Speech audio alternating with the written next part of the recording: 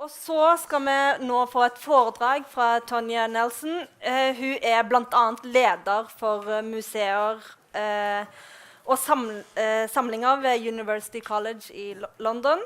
Nelson har hatt ulike lederroller i museumssektoren i over 10 år i Storbritannia og USA. Og var nylig rådgiver for den britiske kulturmeldingen når den skulle skrives. Og nå er hun her, og vi er så heldige at hun skal dele sin kunnskap med oss. Og hun forstår ingenting av det jeg sier nå, fordi hun snakker engelsk. Så foredraget blir på engelsk. Og det blir muligheter for... Det går bra. Spørsmål i etterkant av det også. Ok, yes, you can. Yes, I'm ready. I'm starting to stutter, so we're ready for you. Can you hear me? No. Okay. Can you hear me now? Yes, I'm on the mic. I hear myself. Great. Okay. As introduced, my name is Tonya Nelson. I'm head of museums and collections at University College of London, but I've spent about 8 months in the past year working for the Department for Culture, Media and Sport, which is in the UK, our culture ministry, helping to design a new culture policy around digital. And a big part of that was about thinking about how you can engage new audiences using digital. So I spent a lot of time thinking about how we reach audiences, not only in terms of digital, but in all the ways that we interact. So today what I want to do is I have a PowerPoint presentation that I'll go through with you. But what I want to do is first set the context for the demographics in the UK and the challenges we face in terms of our audience, just to give you a sense of how it might compare with your audiences and your demographics. Then I want to talk a little bit about what I see as the kind of push and pull factors that that stop or help you engage with diverse audiences. So I'll just go through that a bit. And then finally, I'll just give you my kind of top 5, what I think are skills or expertise arts organizations will need in the future going forward in order to engage diverse audiences. So I'm going to try to speak really slowly. I'm by nature from the East Coast of the United States, so we talk really fast. But I'm going to try to stay slow and go through this. But if I become too fast, or if I say something that you just don't understand what I'm saying, you can just raise your hand and I will stop and try to answer a question, if that's okay.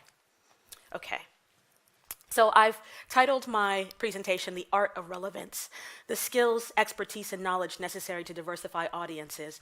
And I can't actually take credit for that title, The Art of Relevance. There is a book by a great museum director in the US named Nina Simon, and she just wrote a book about this, and I really encourage you to read that book. You can download it for free online, and she's very, very good about talking very in detail, very specifically about how to engage different audiences. So I have to give her credit there. So my first kind of question that I pose and want to talk about is, what do we really know about our existing and potential audiences?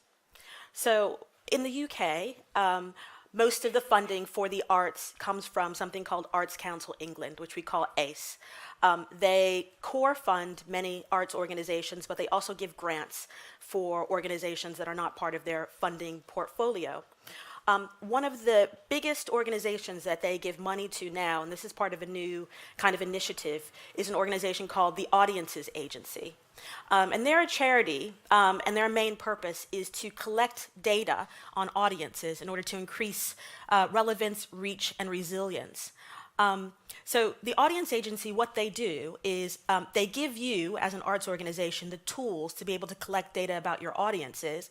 They collect all of that data, they analyze it, but what they also do is they give you access to the raw data itself so that you can use it yourself. So if you are in an area, I'm from London, you'll probably know the demographics of London pretty well, but you won't know the demographics of other areas. So what you could do is pinpoint other areas where there might be more diverse audiences, look at their data around how much they patronize the arts, what types of things they do, and use that to inform your own practice. So it's what our Audiences Agency is doing a really good job of not just collecting data and reporting it back to you, but they're actually giving you access to data that will allow you to understand the audiences you may want to reach. So I just put here that they're like many organizations that they create audience segments. And so these are some of the segments they have.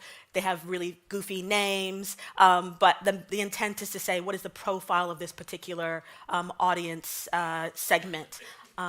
So I'll go on from there. And just to say, I come from a museums background, but I'm going to be talking about the cultural sector broadly, but I'll be going back and forth between museum-specific things, because that's what I have in terms of examples, and other arts. So I pulled this out from the Audience Agency. They did a presentation quite recently about what do the demographics look like across the arts sector and museums as well.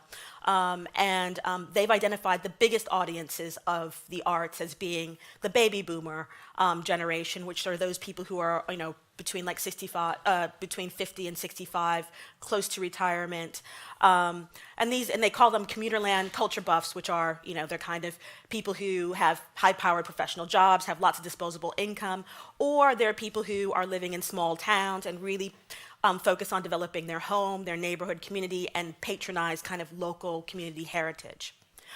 This forms the biggest part of those who patronize the arts in the UK. However, we have kind of the next generation coming up, which is the millennial generation, those who are kind of, 20s to 30s. And it's interesting that the demographics of what they want to do differ quite significantly from what the baby boomers want to do. The baby boomers want very traditional arts experiences. They don't mind going to a museum and having lots to read and engage with in a more passive fashion. They want to see more classical works being put on. They're quite comfortable with traditional art forms. Whereas millennials are experience seekers. They want things that are different. Every time they go, they want a different experience. They want things to be framed differently. And they want to be, most importantly, they want to be participants in the production of culture. They want to be part of it. They don't want to be just passive consumers. So just more on millennials and Generation Z, which are the younger folks, larger, more liberal, educated audiences.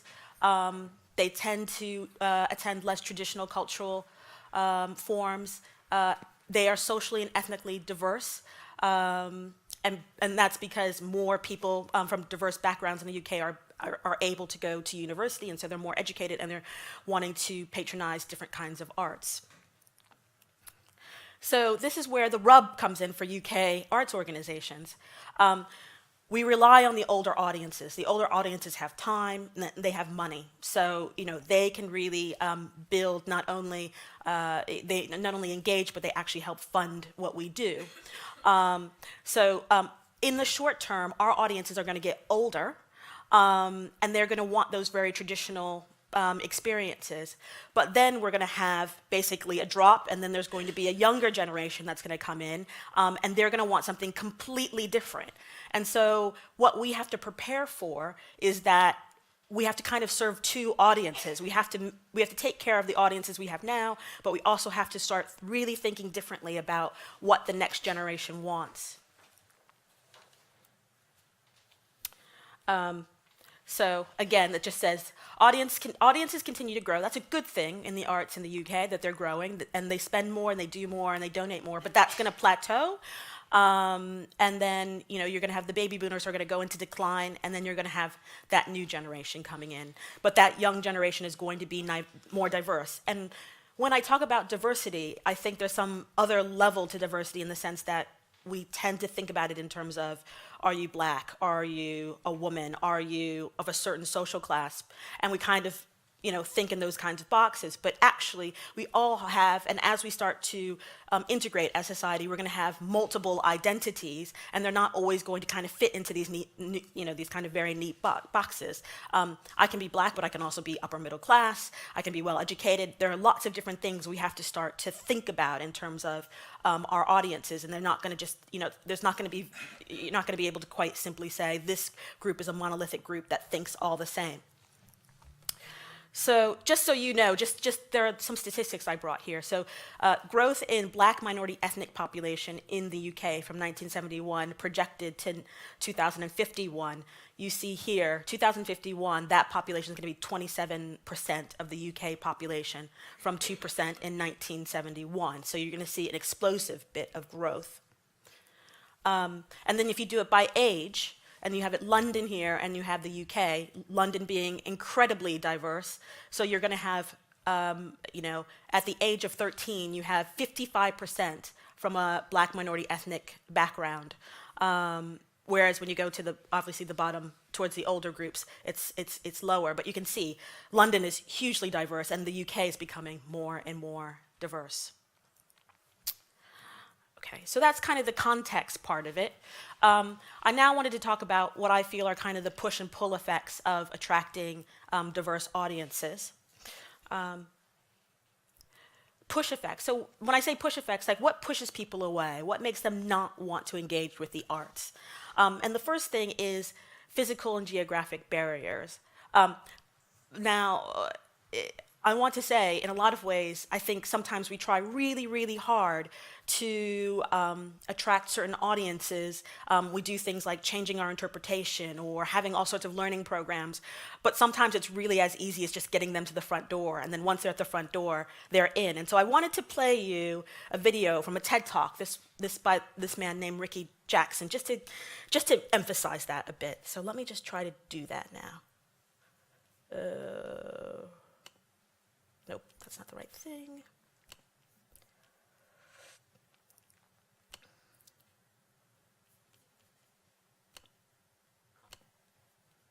Here we go.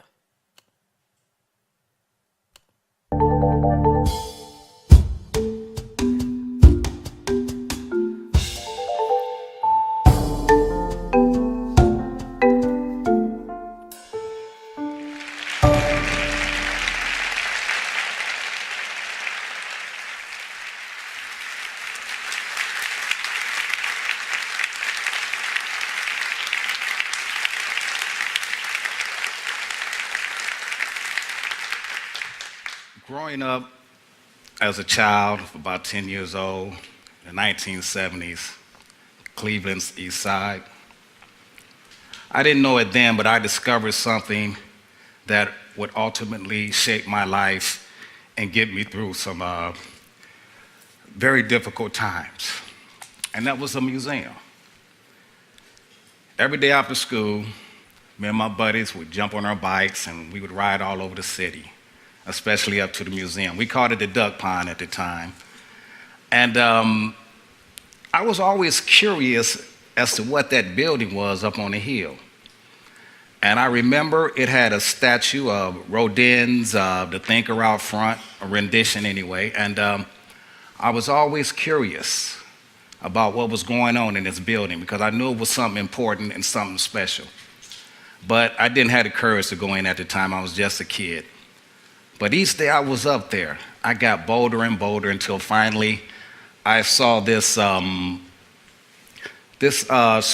of school kids. I guess they were out on an outing going to the museum, and so I just got in behind them, and I got in. And now that I think about it, I really didn't have to sneak because it was always free. But I was a kid and I was by myself, so that was my way of getting in. I was at that museum so much that the guards got to know me by sight. And what are you going to look at today? You spent a lot of time in the Egyptian room. That was one of my favorite exhibits. But again, the museum was so tantamount in my being here today. Art was my lifeline in prison. And again, it's a big reason and a big part of why I'm the person I am today. My friends would always ask me, where do you take off to and where do you go? And I just said around because I really didn't want them to know that I was going to the museum. To me, that was my sanctuary. That was my place of refuge. That was my temple, my mosque, my synagogue. That was my holy place. And of course, I didn't think like that then as a 10-year-old kid, but that was a place where I felt most safe. And it just... I'm going to stop it there. I think if you haven't seen this video, see it, because I think it's really, really good. But just to say, what you will, when you see the rest of it, what you'll learn is this guy was wrongly convicted of murder and spent 39 years in prison. And what he says helped him through that time was his love of art, and he would always get art books. And just because he had that opportunity to go to museums, he had a love of it, and that's what sustained him through his time until he was released ultimately. So, I mean, and you can see from what he said there that there were these barriers, that he could get so close to it, but he didn't think it was for him. He couldn't go in.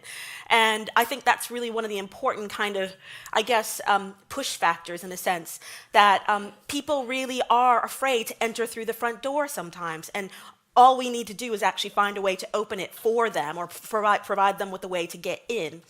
And I'll go back to my PowerPoint, but I'll also just say that this is something that I think, after I saw this video, I reflected on my own experience, and then I had a chance to talk to some other people about this. Myself, growing up in Washington, D.C., with some of the best museums in the world, the Smithsonian museums, I never went to museums until my dad took me to work one day when we had a day off of school, but he still needed to go to work.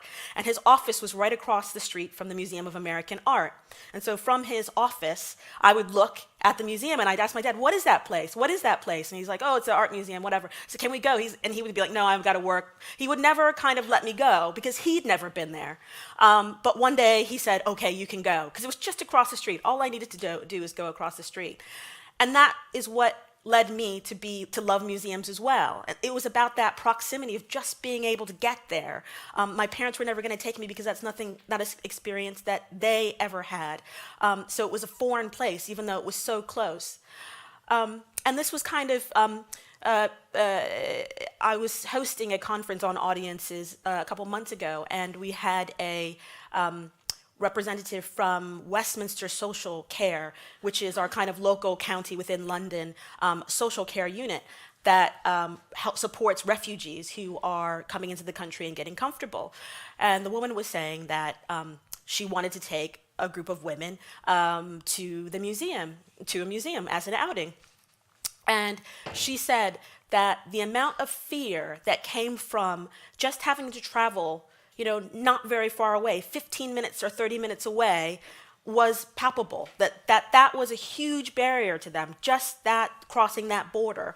But once they were in, they were fine. But it's I think the more educated you are, the more you have opportunities. The world opens up to you, and you think going here, there, anywhere is easy. But for other people, their world can be as big as a block, where they have their corner store and those types of things. So I guess one of the things I just want to emphasize, it's simply about finding ways to get people through your front door.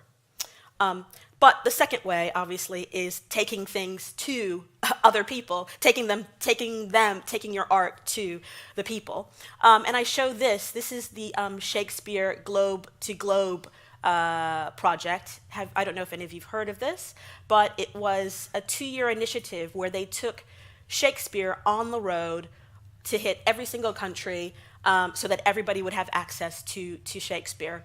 And it's not like they went to all the national theater of each country. They tried to find places where people would not ordinarily have even access to theater at all.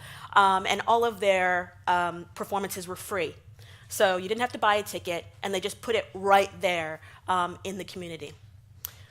And if you read the Nina Simon book, she also talks about that. She talks about theater groups that go and will do site-specific work in places where they know audiences would never go to the theater.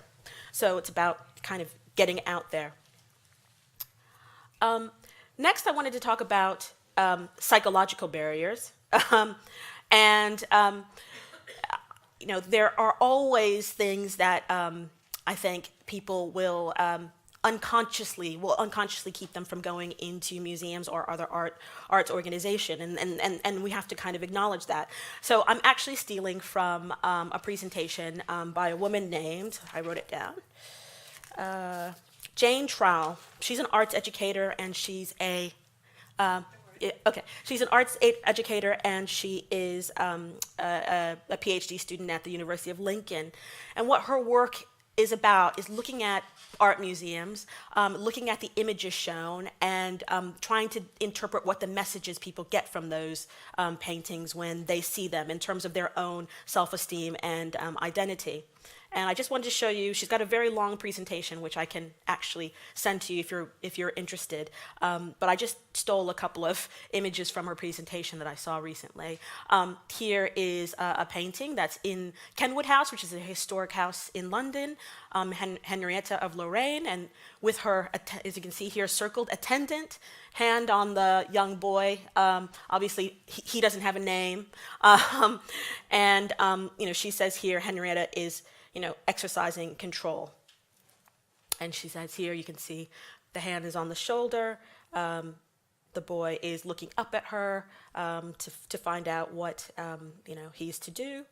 And then what she did very interestingly, she compared it to a Tate advertisement for getting young people into the Tate museums. And so that's an advertisement there. And then what she did is she compared the two. And she kind of said that sometimes we're mirroring this kind of colonial thinking. We mirror it in our marketing and advertisement. There's much more depth to what she's saying. I'm just kind of summarizing it there, but what she's doing is really uncovering a lot of how we perpetuate what could be colonial thinking or, issues around race that we think have disappeared, but we kind of replicate today. So those are the kind of push factors that I thought I would talk about. Then there are the pull factors, which I think is where we're going, and I'm sure since you're here, you're really starting to think about is how do we do more to pull those diverse audiences into our organizations and patronize our work. And so I'm showing you here a schematic I put together for a group of museum professionals who were coming from the Middle East region, and they really wanted to transform their museums from being tourist destinations to organizations in which their local community would patronize. And so one of the things that we did in terms of the learning framework for the week is we talked about how to take people from where it's one-way conversation, where they're being talked at, and particularly in museums, a lot of times you have a painting, you have some interpretation, and that's basically it, you're consuming culture, to where you're actually fully engaged and empowered in those spaces. And so one of the things I talked about was conversational mode. So how do you embed in your museums or in your organizations a method of having a two-way conversation? How do you promote those lines of inquiries that somebody's engaged and they feel that they are a relevant part of the discussion? Method 2, that's going the next step further, about contribution. Are there mechanisms that you can use to allow people to feed into the work that you're creating? Nowadays, a lot of people do things around crowdsourcing, right? That's getting people to sourcing information from large groups of people, but obviously there's other ways in doing it in person. So are there ways in which you can support people in contributing to the work that's being produced? And then next, there's an idea of co-production. I think this is trickier than people will let on. How do you have an equal partnership? What are the terms of the partnerships? I think that can be quite tricky. So for me, one of the things that I did when I was once the manager of the Petrie Museum, which is an Egyptian collection, and we were asked by the Egyptian government to create a gallery in their education center.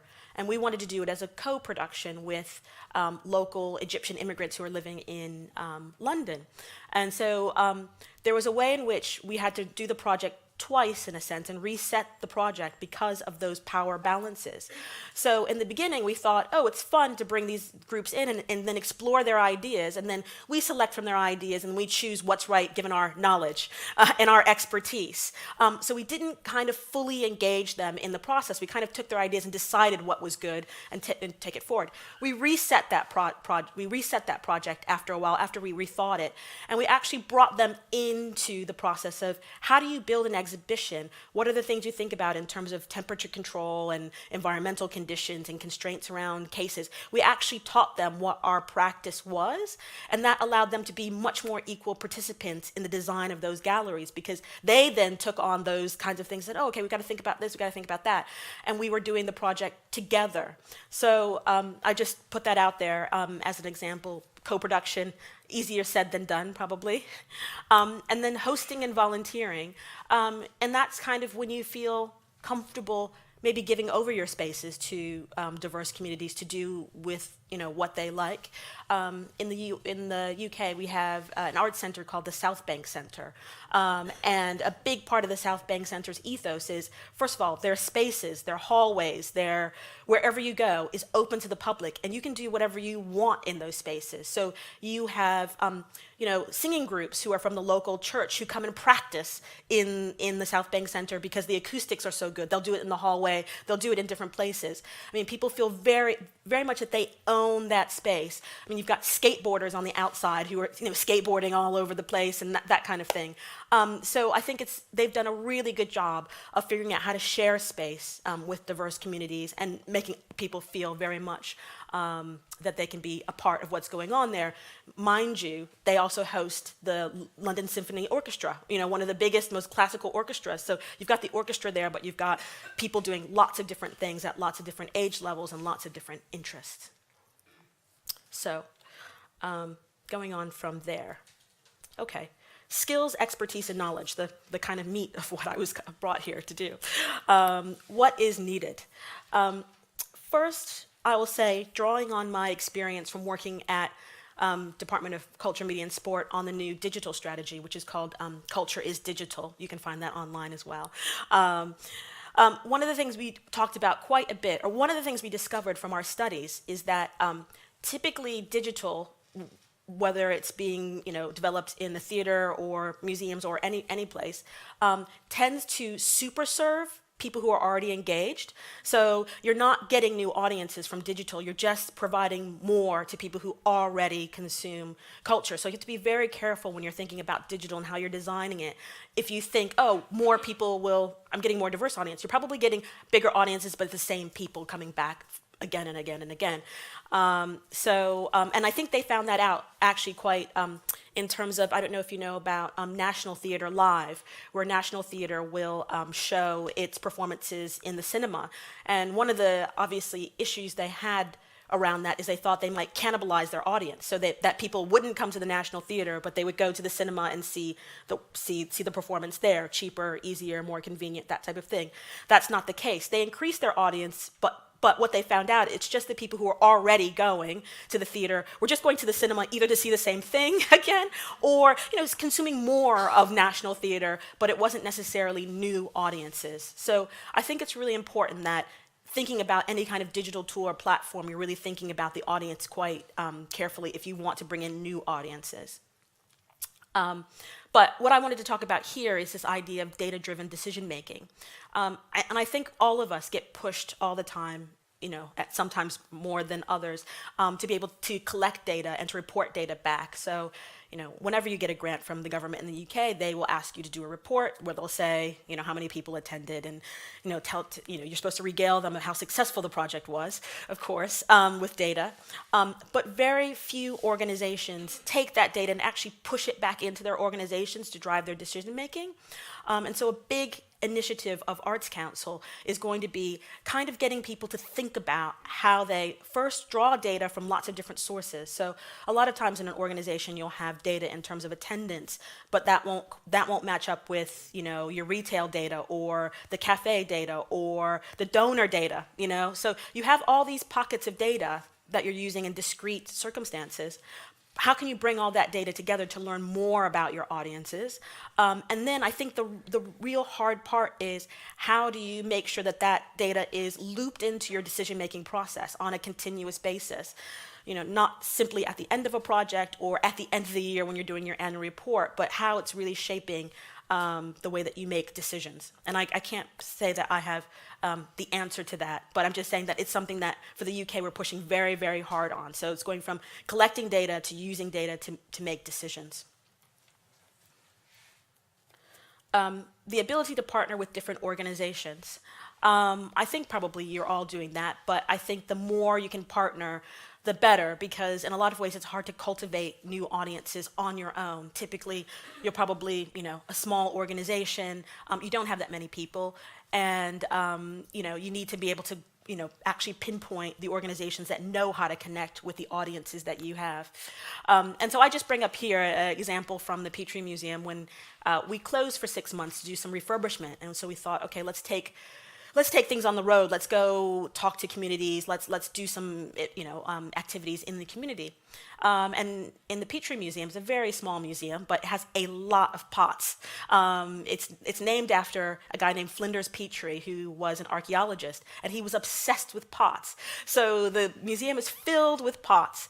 And so what we wanted to do is, and pottery and ceramics are something that most cultures have as part of, that they do. So we thought, well, let's take pot making out into the community and see different groups and how they would make new pottery for the Petrie Museum. And so you'll see here we enlisted groups, Asian women's group, older people's group, young people's groups. And we just got lots of different audiences making pots. And at the end, when we reopened the museum, we had something called the Festival of Pots. And so we displayed everybody's pots in the museum along with the ancient Egyptian pots. And then we had suddenly this mix of audiences that would never have mixed together in the first place, but they've come together. They all have a show around the collection that we have. So I think partnering is quite important. And the ability to partner, I think, is a skill, because in a lot of ways within the art sector, at least the way I see it, we speak a certain language. We have certain shorthands that we use, and that if you're going to partner with organizations that aren't doing what you do, you need to spend some time thinking about what their language is, what their goals are, step into their shoes and understand how the partnership can help them reach their goals, and hopefully they do the same thing to you. So partnering. Then the next thing is creating participation scaffolds. So this is the whole idea, is that, I think when I was speaking to Frida, she was saying there's this whole issue around, you'll do a project, you'll engage a group that you're trying to, a diverse group, and then the project ends and then it goes away, and there's no way of kind of keeping that going. But I think if you create these scaffolds that allow people to very slowly get into the content that you have, it might help create that sustainability. So what this chart shows is kind of the first stage of things. An individual will just consume content passively. Then you create a point where an individual interacts with the content. And then at stage 3, you have where an individual engages with content, but then other people are doing so as well, and that you involve them in a group that is engaging with the content. And then the individual interactions are networked for social use, so people use that as a platform to actually commune with each other. And then you've got ultimately this new community of people that you have engaging around your art or collections. But it's very much about, particularly with underrepresented groups, it's about getting them on the ladder first and getting them to the point where they're feeling comfortable in the space and engaging in certain ways, and they're creating connections, social connections. And I think this is super important in terms of the millennials and the new folks who really do want to have social experiences. They're much more, they don't want to do things individually, they want to do things in groups. And so I think it's important to build that skill. The ability to disrupt the canon. I mean, this goes back to the painting I showed you of Henrietta. This is probably the push and pull that you're going to have with older audiences and new audiences, where people will want more classical type work to be shown, and the new audiences will want something that is different and more experimental. I bring here, this is another reference to Shakespeare, because British people are obsessed with Shakespeare, so I have to mention it twice. But this was actually for the Cultural Olympiad, when the Olympics were in London. They did this program, which was called, what was it called? It was called Shakespeare World Stage. I can't remember the exact title, I'm sorry.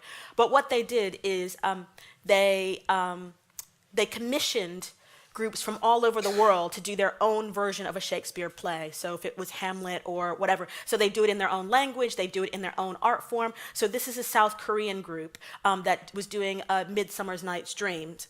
And so what I see about that is, in a way, it's a pathway in. Shakespeare's well known to people in the UK, well loved, but it's giving groups that would not necessarily engage with it ability to influence it. And there's kind of like this, sort of cultural integration going on in here where you can have the two groups meet together in a way that feels that you are both disrupting but honoring sort of traditions.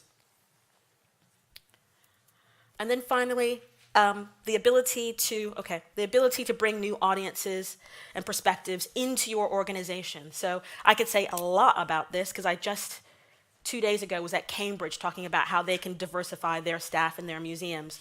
So I've only taken one slide from that presentation, but I'll try to summarize some things. The studies show these days, it's pretty well confirmed that diversity aids innovation in organizations across, I'm not talking about the arts, I'm talking about anywhere, industry. What's really important is you have a diverse workforce. In order to have that diversity, you also have a community, you have an environment that is inclusive. So many organizations might be able to say they're diverse in terms of demographics, but they're not inclusive in the sense that people have to suppress their identity when they're at work, or different parts of their identity don't come out within the work when they're in the workforce. And so you have to deal with both of those things, diversity, getting people in the door, and then making sure that their identities, they're empowered in their identities in the workforce. But what that does is, one, increase public trust and image, but it also increases your innovation. And if you're innovating, you're probably staying more relevant. And so you're engaging audiences because they trust you, but also because you're doing things that are relevant and innovative. And so I think the challenge for arts organizations are, as always, there are many people demanding getting into the sector, and so you have to have these ways of sorting through who gets in. In the UK, there's a huge ethos of volunteering for long periods of time before you can get into an arts organization. And so that, by its very nature, means that certain people won't be able to get in because they wouldn't have the ability financially to volunteer for long periods of time. And so you have to really think very carefully about how you diversify your workforce. But one thing I will say is that as some organizations do these things called personas for their audiences, where they kind of say, this is my audience, this is the type of newspaper they might read, this is what they would do on a Saturday morning. You create a kind of profile of the person you're trying to reach in terms of audience. Organizations are starting to do that more and more for their employees. So rather than having a job spec that says, you will do this, this, and this, they're creating these personas in terms of, well, what does this person need to be like? So within museums, what we do is tell stories, right? We interpret, we tell stories. But we usually use technical terms that mean exclude certain people. But if you start to talk about things in terms of storytelling, we need somebody who's a really good storyteller that opens up a pool of people that could be really qualified to work in your organization. So it's about kind of creating these personas. And I think there's another thing about personas in the sense of there's a way in which you kind of understand, okay, where would this person see my job advert? What types of newspapers do they look at, or what kind of websites do they look at, and where am I going to place things so that those people will see what I have on to offer in terms of job opportunities. But it's also in terms of when you are selling the job to the person, if you want to offer the job, what are the values underneath that they're looking for that you can bring that serve those values? What are the things they're looking for in the long term that might be different than the typical profile of the person that you would hire into your organization? I think all those things really, kind of feed into being able to have diverse workforce that you keep for a long period of time. They're not just in for projects, but you keep for a long period of time. But what I should have done is added a slide that I got from Deloitte, which says that companies that are more diverse are 30% more innovative, but they also lower their risk by 20%.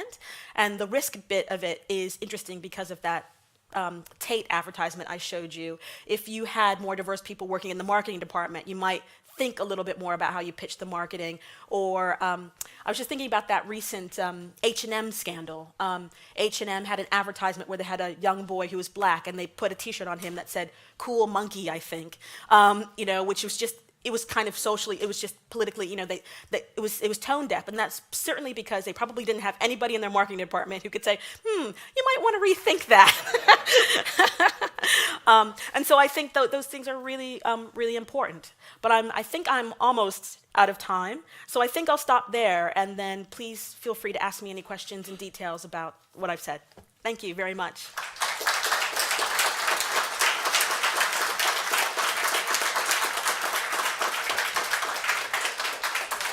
Do you want me to sit here? Thank you so much. Sit Yeah. down. Yeah. So there, if you guys have any questions, there will be. Yes. I can help you. Yeah. No. Okay. I have to be extra polite when we have British people. I'm American, don't worry. Okay. Oh yeah. I should have heard that. Okay. Actually, I have a lot of questions, and I'm not sure if we'll get through them all. I thought, especially about when it comes to the mental barriers. Yeah. How can we make? How do you think we can make cultural spaces more available? You talked a little bit about like the physical. Yeah. But yeah. Yeah. Well, I mean, can you still hear me? Yeah. Okay. Yeah. Okay. It's a time issue, because I think you have to be very granular, and you're thinking about almost everything. And I'll give an example that's more of an employment thing, just because I have it in my mind, than an audience thing. But the Kettle's Yard, which is an arts organization at Cambridge University, just reopened, and they were really, really keen to have a diverse visitor services and volunteer pool. And so they went about recruiting, and they would try to recruit, people from different parts of Cambridge that were more deprived areas, and they weren't getting any uptake. So they decided to do a focus group where they brought people in who were the types of people they wanted to recruit. And they asked them to look at the job description and explain to them why they wouldn't apply for the job, even though it was clear they would have the qualifications or whatever that. And I used the exact word that came to mind. Is in the job description, the word qualification was used. And it said a degree or other type of qualification. And they said that word qualification, even though it wasn't a degree, they had no idea what that would be. And because they didn't know what that other qualification would be, they just said, I'm not qualified, because they just didn't know the definition of that word. And so it can come down to things like that you take it it's so obvious to you that what I think they were trying to say, they're trying to be accommodating to say you don't have to have a degree, but you have to have some other experience, but they use the word qualification that shut people down very much. So I think that's one example just from the employment side of things that could stop diversity. But I think in terms of our spaces, again, I think it's about it's proximity. It's about having. I think sometimes it's about word of mouth. So it's about once you've got one person in the community who's interested in something, they will bring those people with them. And that's why I think it's so important to partner with community organizations, because there's that level of trust there that people then can go into an arts organization feeling much more comfortable. So it's about creating that comfort level. But I think sometimes we have a predetermined idea of what is comfortable. We have a certain standard of what's comfortable, and it's finding ways to interrogate our own thinking, our own biases, our own just unconscious thinking. And then it's about, I think really giving respect to people in the community who can help you in that area. I thought it was really interesting what you said about like actually bringing the art to the people. Yeah. And also I noticed that you were saying like, once they're in, as if it's enough just to get someone into like a museum. Yeah. Is it? Yeah. I mean, it's not that easy in the sense that not everybody who goes to a museum once will come back just because they've gotten through the threshold. But I think that's a kind of universal thing, for everybody, that not everybody's going to like museums, but they're going to have. I'm sorry, I think this has gone out a little bit. Maybe it's okay. Okay. that you will always have a certain dropout rate, within the arts. There are certain people, you want to give people the chance to try it, and then there'll be some people who will do it one or two more times, and then there'll be people who love it, like Ricky Jackson. He only had to get through the door, and then he came back on his own. He didn't really have anything else. So I think it's about, you can't sort of say, oh, once they're in the door, everybody's going to come back and stay. But I do think it is a really good, thinking about just getting them through the door is something very important. And I'll say another thing about families, because I think a lot of, if people can get experiences as young people, either through schools or other things, kids tend to take their parents' places their parents would not go, because the parents are the inhibitors, the parents who no, we're not supposed to go there, and the kids are like open to things. So I think there's something about really targeting young people in diverse or underrepresented communities, because they're the ones who will get excited and then take their parents or take their family members. I forgot what I was thinking, but I guess because we in Norway we talk a lot about diversity, and it's like so important, but sometimes it just feels like we're not doing it enough, and when you were also talking about the partnering up. Yeah. It's also got me thinking, like, how many times, because I work in a diverse youth organization, and it got me thinking about, like, how many times people have, like, contacted us, different organizations, because they know we're multicultural. Yeah. So, yeah, I just, I guess what I'm trying to ask is, like, what can, trying to diversify, what can the pitfalls be? Yeah, so I think what you're getting at is people will see it as an easy get just to say, oh, I'll contact your organization and it'll be all solved for me. And people do checkbox exercises, and they just try to get through it. I do understand that. And that's why I was saying that partnership, it's a skill, because real partnership is about understanding the goals of the organization. It's not just going to them and saying, you could do something for me. Now let's do this. It's about what can we do for you? And so I think your organization would probably have to say, well, what is in it for us? Or how does this build on what we're trying to do? And I think any good organization that wants to partner in the long term and create good, sustainable relationships will really think about what is in it for the partner, not just for themselves. Yeah. I was also thinking that because everything you've presented, everything seems like, oh yeah, this is good. Yeah. Then in the back of my head, I'm thinking, oh, but we need politicians to support, and we need money, for actually to have these big spaces that we can share. Yeah. We need politicians to understand that this is a good thing, and it's always about politics and economics. It's true, and I can't say that the UK has the answer to that. I think it's true that you have to get people focused on it. And my biggest frustration about the UK right now is that there's a kind of a focus on the numbers exercise, the counting exercises. So they're like, because we have imperfect data, we need to focus on investing in collecting more data. And it's like, I can tell you what the data is going to say when you collect it and it's perfect, that we're not diverse, And so a lot of energy gets put into this data collection thing. And I know I was talking about it, but I'm talking about using data, not just collecting it. There's this tick box exercise, and people say, okay, we're doing something. And this is where we get politicians. We're doing something because we're collecting the data, so we know. And not really investing the money on, on activities. I have to say, the one good thing that the Arts Council did this year, so as I said, they core fund about 200 organizations per year. And there was a huge outcry about the number of organizations that they core fund that have underrepresented groups at the core of their work.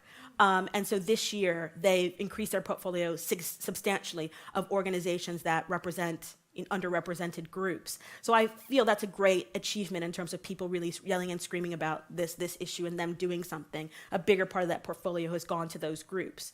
But I don't have the answer to the politics thing. Sorry. I feel like you're like an oracle. You're going to give us all the answers. on how we can improve. Oh, I guess there was a question there, but I guess it'll be Oh, after. no, but you know, I feel like if you have a question now, you should be able to ask it now.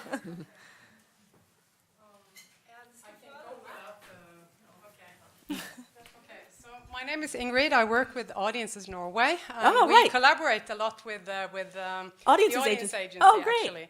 So what I wanted to ask you is, in Arts Council UK, they invested, I think, £3.5 million into the Audience Finder alone. Yeah. This tool that Yeah. you were talking about. Yeah.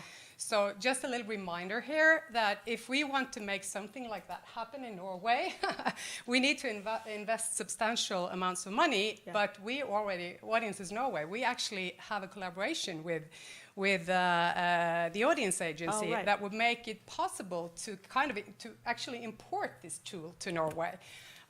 Which would be a Love good economies thing. of scale. But then my question is, do you think that it's from a diversity point of view, which is the topic of the day, do you think that collecting data helps to push the sector towards, as you say, data-driven decision making, and do this counting of who is underrepresented and overrepresented at all move the decision makers in the organizations? Because decision makers in the organizations, at least in Norway, are often from the they are artistically, how do we say, educated. Yes. And they tend to lack fascination for that kind of data collection. And how do you make those kinds of decision makers kind of act on these on this data? Yeah, I think it's very hard. But I meant to say during my presentation, I forgot to talk about a program that Audiences Agency was a partner in, where they did something called, they had a data scientist in residence. So you know how you have an artist in residence? They put a data scientist in residence at the National Theater. It was like 4 or 5 organizations where somebody who was just very good at analyzing data from lots of different points of view were just sitting in the organization collecting data and then actually working with the senior management team to incorporate how to use that data into their decision making. So I don't think it's easy. Most people are not going to come into their arts organization with that kind of skill level. And I think that was a great pilot in terms of having somebody kind of come in for a while, teach somebody how to use data and then go out. So you don't need the permanent post, but you just need somebody to kind of teach you how to do it. I think that's really useful. I don't know how much we're going to be able to scale that. You know, there was like 7 or 8 pilot organizations that did that. But the one thing I can say, proud thing from my work at DCMS was I was leading on the skills development side of the policy around digital and arts. And we did get Arts Council to invest another $1.5 million in a mobile skills network of people who will be like data scientists, all these people who are really good with digital, who will be able to go into your organization, just like a data scientist in residence, but a group of people with different skill sets. Then you can bring them in for a 6-month period. They can help you and then go someplace else. So yeah, that's all. I mean, I completely agree with your point that it's going to be a long way. I think there's also there's a skills issue, and there's also this kind of, values issue in terms of, I'm an artistic director, I know what good art is. Why should I be catering to what the data says? Because you're always going to have that push-pull in terms of you are experimenting, you want to do new things that there's not going to be an audience for, but you're trying to push the practice forward.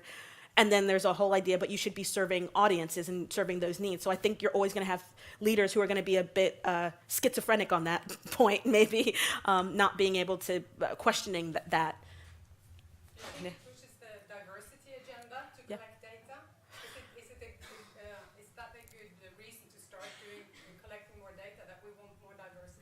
Well, I think it's a type of data. So I think this demographic data thing is like a red herring. I mean, it's good, you should have that, but that's like baseline. That's not going to do anything, collecting demographic data. What I'm saying is data in terms of, for instance, I think the National Theater did this in terms of, they performed an analysis of how people talk about theater on Twitter.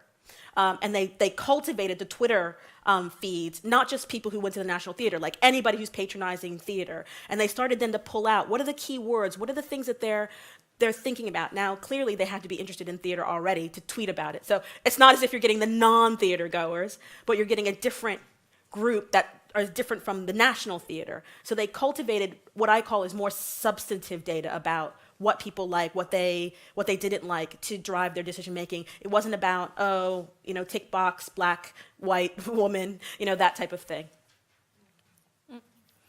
Actually, you didn't in an email. I don't think you had included in this presentation, but you told about a project or like a dialogue between universities and the cultural sector about a new program on storytelling. Yeah, and I just thought it was really interesting. Can you maybe tell? Oh, right. Yes. So at UCL, I'm part of a group of people who are developing a new kind of curriculum that kind of is trying to get us out of the silos. Like in the UK, you have the typical silo that you'll study arts and humanity, and you'll study literature, or you'll study whatever, history, or the typical kind of disciplines. And what we're saying for the creative industries, where people will typically study English or literature or something like that, and then go into it, unless they're technical and they'll study graphic design or something like that. That more and more the boundaries between what is storytelling in certain art forms is those boundaries are loosening up. So to be a good journalist, you have a journalism degree, you might have a journalism, but your career is going to be quite a portfolio career, and you might have to blog. You might think about doing exhibitions. Many museums in the UK now are recruiting journalists into exhibition roles. Because they want to be telling stories from a journalistic point of view. So we're telling stories because we have so many new platforms for telling stories that actually it's about figuring out what your audience is and telling stories in the way that audience wants to hear it, as opposed to having a discipline where you're like, in history you tell a story in a certain way, in journalism you tell a story in a certain way, actually training people to be able to tell stories in multiple different ways. That's what we're kind of working on, to broaden out who participates in those degree programs and the skill sets they have, so they can talk to different types of audiences. Okay, again, we're running out of time, but does anyone else have questions back there? Just wondering about that program. Is that online, for example? What I just said about UCL? Yeah, exactly. Oh, we're designing it right now. So it's not yet available. Stay tuned. Hi, I'm Katinka Maratz. I'm from the Art Photographers Union, and thank you for a very interesting presentation. The one thing that you really didn't cover was, or Ricky Jackson said it, that museums were for free. Yeah. And that's not the case in London anymore, I know. It's quite expensive. Yeah. It's not expensive here yet, but I think it will be quite soon. And I think, is there any data on that affects some parts of the audience? Yeah, well, what's really interesting is, there's, the public museums are still free, but the exhibitions aren't, and they can be quite expensive, right? Going to a British museum or National Gallery, it can be really, really expensive. So you can go in, but you may not be able to do the exhibitions or special elements of it. And this actually came, and so the UK government, I think it was like 20 years ago, made a principle on value stand about free admission into museums. They're starting to rethink that because there's just not enough money to support the culture in that way, and they're thinking about reintroducing actually just entrance fees. And at the Met in New York, they've just gone to, I think it costs $25 to get into the Met in New York now, unless you live in New York City. I think if you show your whatever residence card, but everybody else has to pay $25. So certainly this is a trend. One of the things that in the digital study that I worked on that we started to think about was dynamic pricing. So, for instance, for those big museums that have those exhibitions, to say, okay, you're going to charge a certain amount at very high peak times, and then at low peak times, actually charge very, very little. So it gives people the opportunity to say, okay, I'll go to low peak time and not pay very, very little or nothing. And the people who can afford to go to the peak time will pay more. So I think digital is giving us some opportunities there to kind of get in between that, so in some ways. Yeah, that's good. But they do the same with trains in England. Oh, yeah. And that not all people Yeah. can decide when to go to the museum. Yeah. Especially the one who has to go to work from this time to Yeah. this time. They have to take the train when it's very expensive. Yeah. And that's often not the one who has most money. Yeah, no, I completely agree with you that it's a big quandary about the whole idea of who's subsidizing, if the government funding is coming to the arts organization, who's subsidizing it? All the taxpayers. But there are some taxpayers that are using it more than others, right?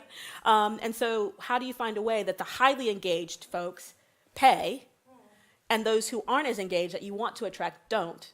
I mean, it's a tricky question. I don't have an answer, but yeah, I acknowledge your point. Unfortunately, we're out of time.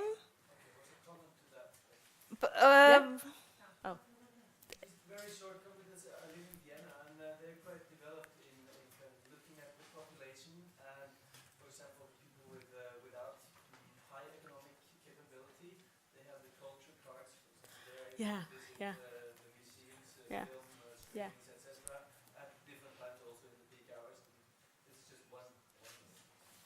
Yeah, and I think they have that in Spain as well, like a culture card for young people, so that they can visit cultural organizations, when they're young for free. Oh, you have it here. Okay. yeah. Okay. Thank you so much for coming. Thank you for inviting me. We're going to have a break until 15:40 and then continue. But an applause for Tonya Nelson. Thank you. Ja. Nå skal Dara Goldar fra initiativet Unge Holmlianere utfordre statssekretær i Kulturdepartementet Frida Blomgren. Så da overlater jeg showet til dere.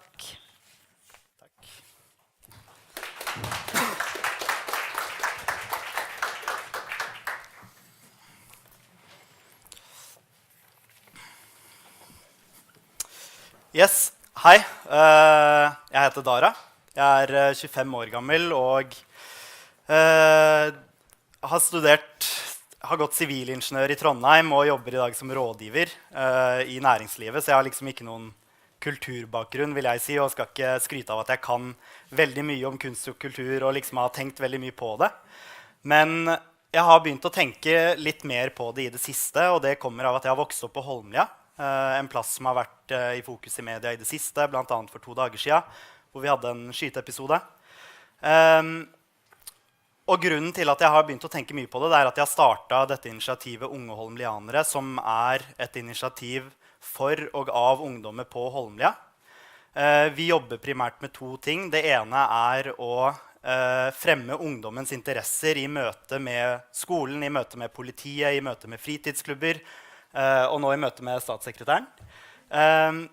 Og så jobber vi med ungdommen i hverdagen ved å ha arrangement og diverse ting. Og da er det veldig viktig for meg, og egentlig alle de andre også, som er med initiativet, at vi forsøker å gi ungdommen og gjøre dem i stand til å utfordre, eller å uttrykke seg selv om ting som kan være litt vanskelig å snakke om. Det kan gjelde ungdomsmiljø eller ting som ikke er så lett å sette fingeren på. Også at vi utfordrer dem på usunne holdninger, verdier og fordommer de måtte ha. Og jeg tror kulturpolitikk og en god kulturpolitikk er veldig relevant her, fordi det kan være en del av løsningen på mange av de utfordringene jeg har sett da jeg vokste opp på Holmlia, og som jeg ser i dag også. Og det handler mye om 2 ting. Det ene er liksom hvordan du treffer bakken med en god kulturpolitikk. Hvordan er det du treffer folk i hverdagen som ikke nødvendigvis aktivt oppsøker det, og som ikke egentlig bryr seg så mye om det og tenker så mye på det. Og det andre er hvordan er det du på en måte favner bredt og får tak i folk med ulik legning, ulik yrkesbakgrunn og ikke minst minoritetsbakgrunn. Hvis jeg skal beskrive oppveksten min på Holmlia så har den egentlig vært veldig fin, og det veldig spennende å møte folk fra veldig mange forskjellige kulturer. Men et ord jeg vil bruke om utfordringen jeg har sett der, det faktisk kulturfattigdom.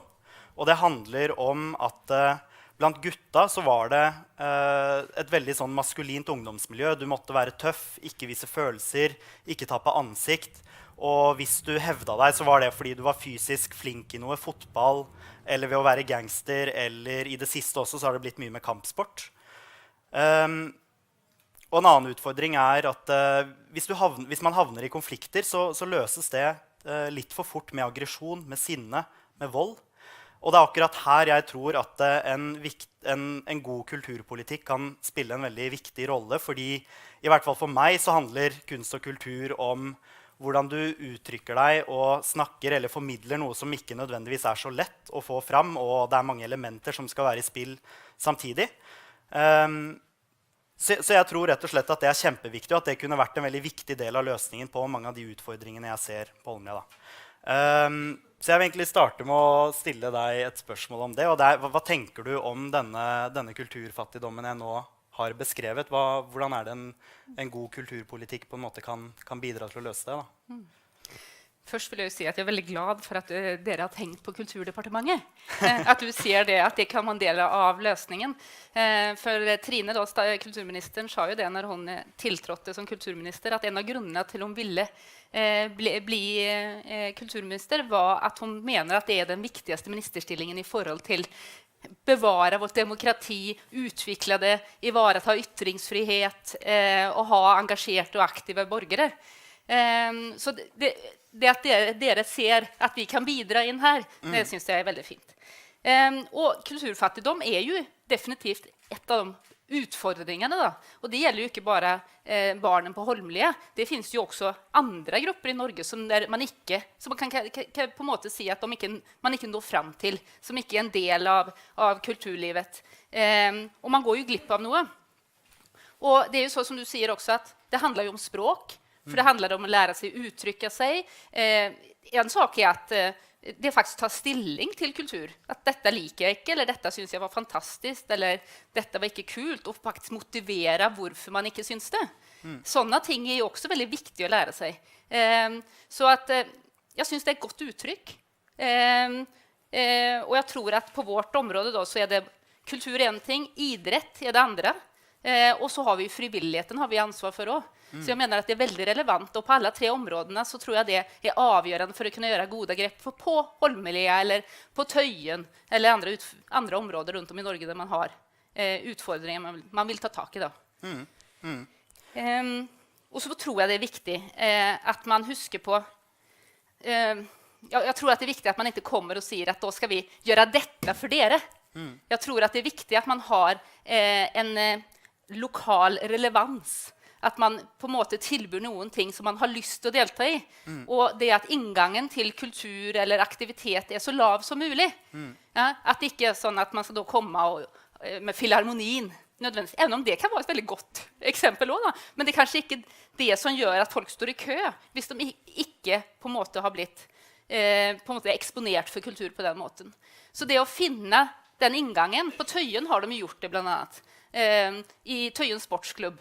Så har de ikke bare fotball og kampsport eller andre ting. De har en steinklubb, de har en strikkeklubb, de har yoga, og de hele tiden, hver gang noen etterspør noe, så utvikler de det. Og det var jo ikke helt akseptabelt i begynnelsen, for da var det noen som sa at det her passer ikke inn i idrettsmodellen og den organiserte idretten, da fikk du ikke støtte for det eller det. Men jeg mener det at faktisk se hva som behov for på det lokale stedet. På strikkeklubben så kom det jo da masse kvinner som kunne ha en samtale rundt bordet om helt andre ting enn å strikke. Og det handler jo om å få til den dialogen. Så derfor det å finne hva det folk på Holmlia ønsker seg der, og så på en måte se hva vi kan tilby. Og derfor så jo sånne initiativ som det du har startet da, kjempeviktig.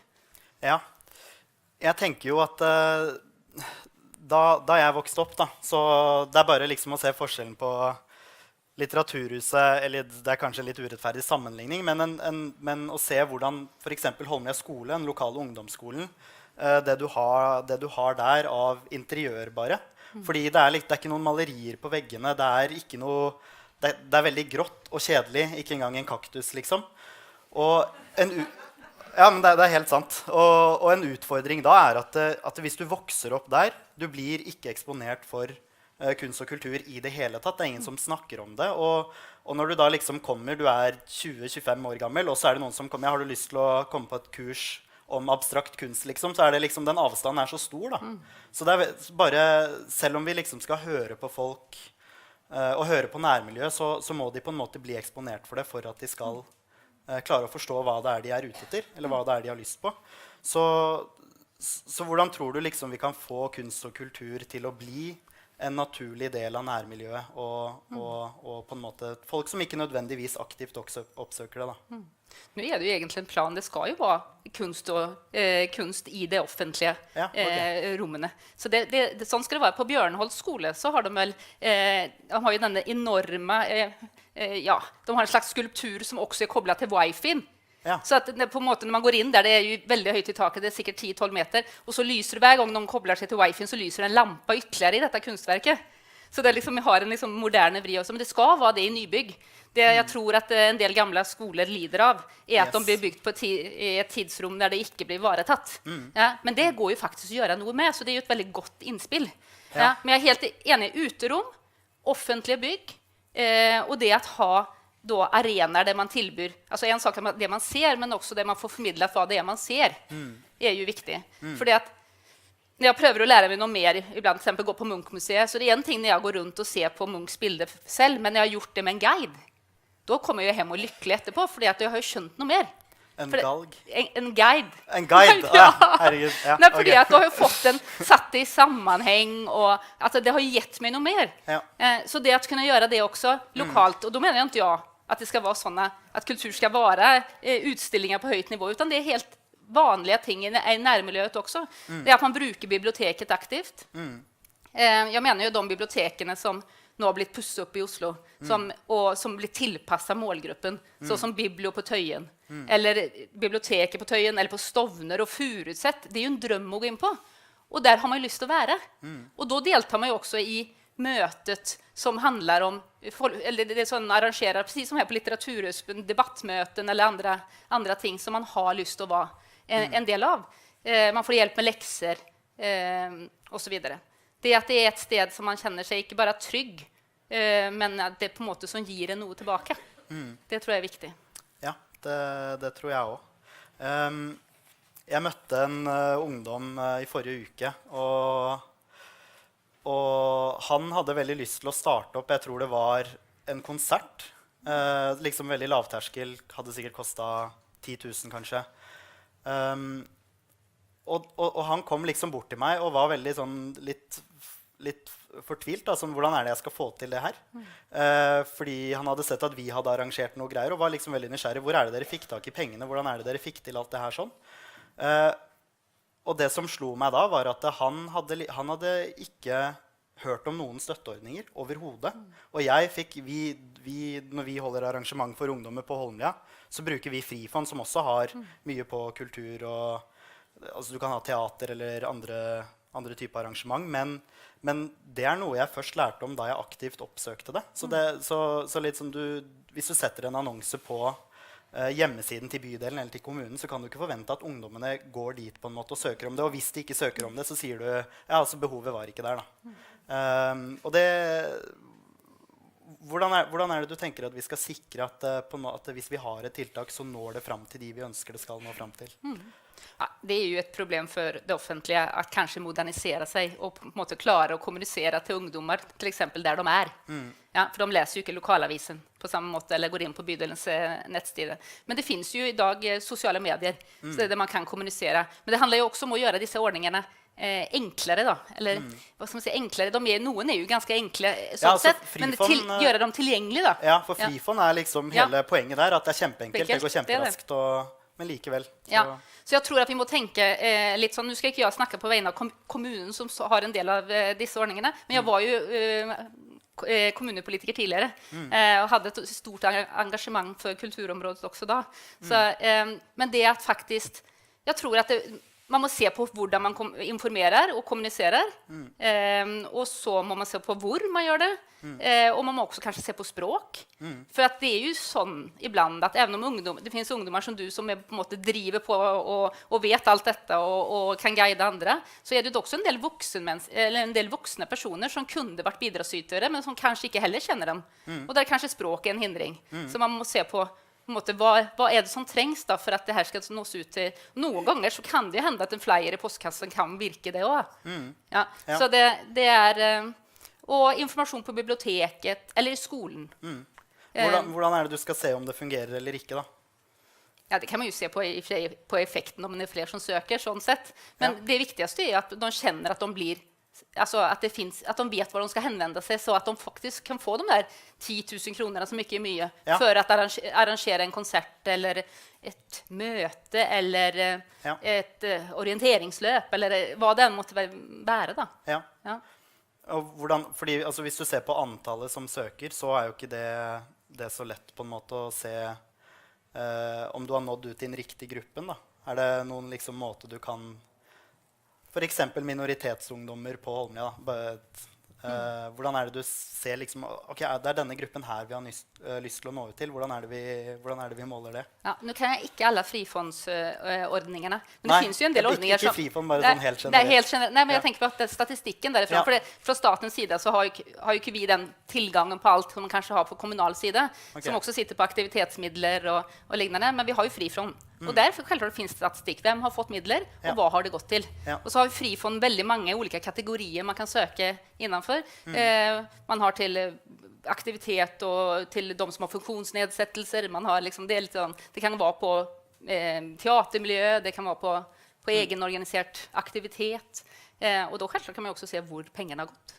Så att säga. Så det skulle man ju kunna se. Hvis man gjorde tiltak, så skulle man kunna se också om det haft en effekt i etterkant. Jeg fikk beskjeden om at det var 5 minutter igjen, så da åpner vi vel for spørsmål. Ja, det?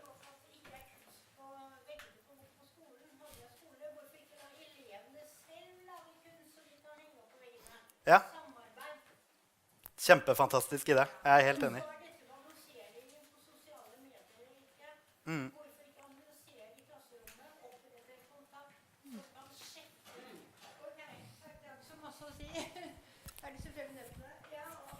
Det kan være klassekontakt som kan sjekke hvem som noterer seg på denne annonseringen i klasserommet.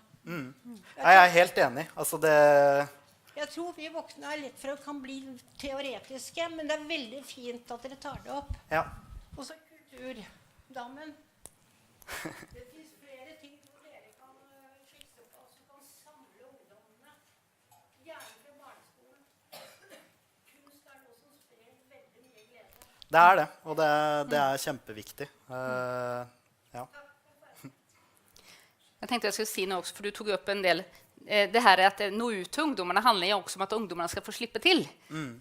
Og det tror jeg noen ganger at for at til eksempel spesielt unge jenter kanskje i minoritetsmiljøer skal få slippe til og på bruke tid på aktiviteter som de har lyst til, så kanskje man må drive med litt oppsøkende virksomhet også. Rett og slett snakke med foreldre, banke på dører, det vet jeg har de gjort på Tøyen.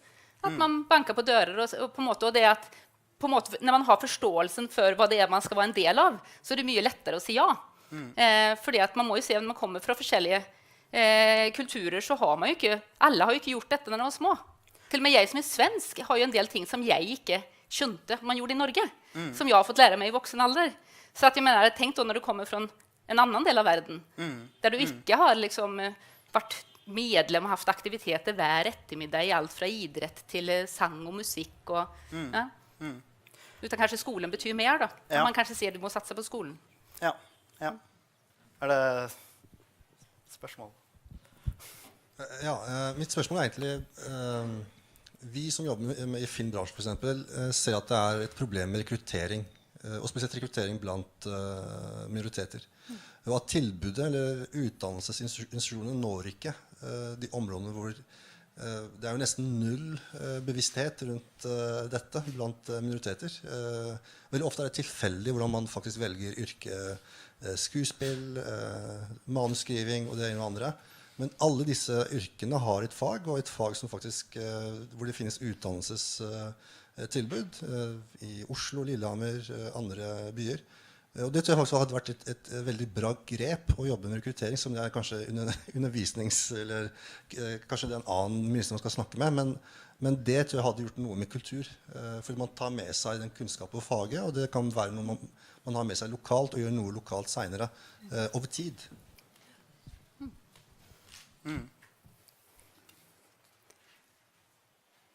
Det är ett gott inspel.